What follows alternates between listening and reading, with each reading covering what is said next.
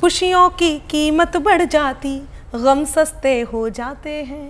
जब बात कहीं भावनात्मक हो जाए तो ऐसी पंक्तियां निकलती हैं कि खुशियों की कीमत बढ़ जाती, गम सस्ते हो जाते हैं, सांसें महंगी होती जब भी बम सस्ते हो जाते हैं। कुछ चीजें महंगी ही होनी चाहिए कि सांसें महंगी होती जब भी बम सस्ते हो जाते हैं। जब जब ये ईमान हमारा बड़े दाम पर बिकता है, जब जब ये ईमान हमारा, चाहे कोई भी हो, ईश्वर यदि सबको देख रहा है तो सबके ईमान की बात है कि जब जब ये ईमान हमारा बड़े दाम पर बिकता है, नैतिकता के बाजारों में हम सस्ते हो जाते हैं, नैतिकता के बाजारों में हम सस्ते हो जाते हैं। और एक बात और, सिर्फ एक और बात और उसके बाद आपकी, कि दिल से दिल तक जाने वाला प्यार का रास्ता बेच दिया। कुछ लोग जिन्हें, अभी आपने कहा स्थायी विपक्ष हैं, हम भी स्थायी विपक्ष हैं, हम भी स्थायी पक्ष हैं, विपक्ष हैं। जो बात जब व्यक्तिगत रूप से सही लगती है वही बोलते हैं। हम कवि हैं, हम किसी का पक्ष नहीं लेते, विपक्ष नहीं लेते।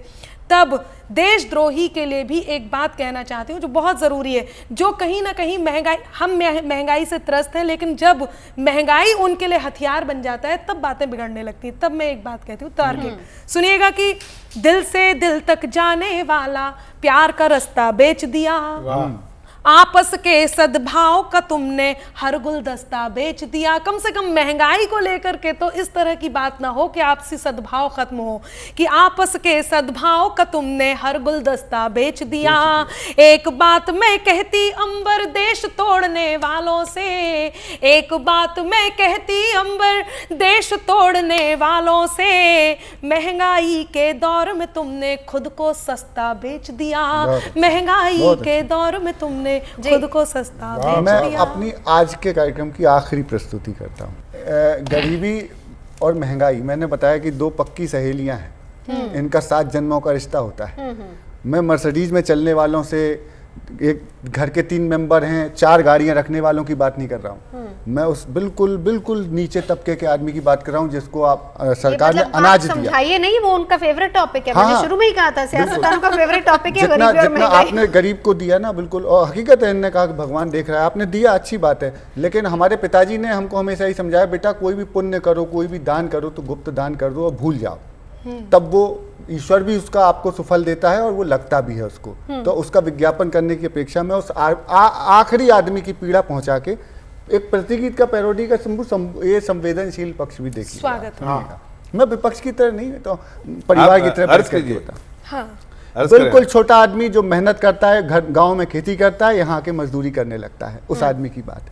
प्रतिगीत सुना कि गिरवी रखा हुआ खेत और गहना है, क्या बात है, घर में बिना ब्याही छोटी बहना है, गिरवी रखा हुआ खेत और गहना है, घर में बिना ब्याही बड़की बहना है, सारी उम्र हमें तंग रहना है, गिरवी रखा हुआ खेत और गहना है, करता था किसानी बनूंगा मजदूर। जब कर्ज में आ जाता है आदमी, सबसे छोटा आदमी नाम का, हम और आप बहुत छोटे परिवार से आए हैं, बड़े सामान्य परिवार से आए हैं। कह दूं, आपके ही गीत में जोड़ रही हूँ कि ये वही छोटा सा आदमी है जिसको हम सब मिलकर के बराबर का लाने की कोशिश कर रहे हैं, जिसकी वजह से महंगाई हो रही है। बिल्कुल बिल्कुल, खर्च कम से कम बराबर खर्च करें। मैं सुनो, स्वागत, सीरियस नोट का, इसलिए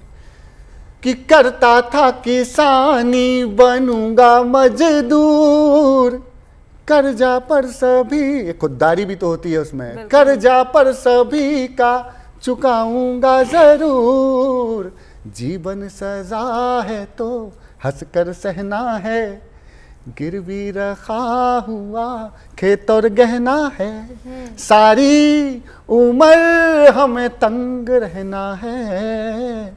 आखिरी सुनिएगा कि सींचा मैंने आंसू पसीना और खून, सींचा मैंने आंसू पसीना और खून, धरती माँ की सेवा का मुझको जुनून, खाई हैं गोलियां फंदा पहना है, गिरवी रखा हुआ खेत और गहना है, सारी उम्र हमें तंग रह। एक ही बात कहूँगा कि अगर आपने संकल्प लिया है उस सबसे नीचे तबके के आदमी को मदद करने का, उसको आगे बढ़ाने का, तो हम सब आपके साथ हैं, ईश्वर आपके साथ है। बस यही शुभकामनाएं। भोला जी हैं कि नहीं? भोला जी, सॉरी, शंभू जी हैं कि नहीं? ताली भी नहीं बजा रहे हैं। शंभू दरअसल ऊपर से आवरण है, अंदर से बहुत भावुक आदमी है, डूब गया वो, डूब गया। शंभू जी बात, मैं सारा कुछ गलत तो नहीं लिखा है। महंगाई के इतने फायदे बता दिए हैं, शंभू जी इतने फायदे बता दिए हैं कि अब आपको ये मैं एक आयुर्वेद वाले बाबा जी के पास गया है या नहीं, वो भिंडी के फायदे इतने बताने लगे कि मैं सुबह शाम दिन रात भिंडी ही खाने लगा। ये आपने महंगाई के इतने फायदे बता दिए। एक्चुअली फायदे बहुत है महंगाई में।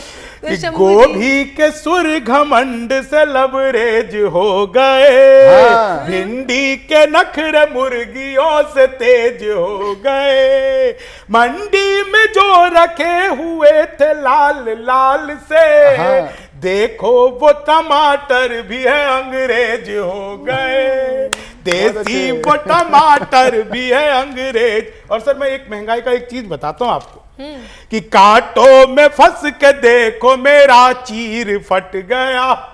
मतलब कविता में कैसे लिख लेता हूँ ये मैं भी सोचता हूँ कई बार। हम लोग तो सोच ही रहे हैं।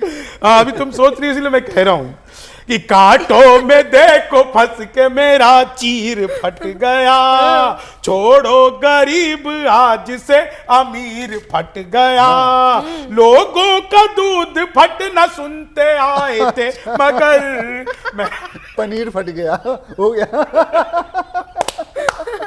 महंगाई में मेरा यहाँ पनीर फट गया। कुछ भी। अगर हम उन चीजों की खरीदारी करने लगते हैं जो हमारी जरूरत नहीं है, तो जो चीज हमारी जरूरत की है वो सब चीजें बिक जाती है। ये चीज है। लेकिन मैं अनामिका जी जो पिछली वाली आप बात कह रही थी ना, पिछले धुन में मैं कुछ नहीं कह रही थी आपसे। नहीं कह रही थी। मैं कह ही नहीं हर एक पत्थर का अब हमदम निशाना हो गया हूं मैं, सभी खुशियों का जैसे एक ठिकाना। मैं गम लिख के लाया था लेकिन सर ने महंगाई की इतनी बढ़ाई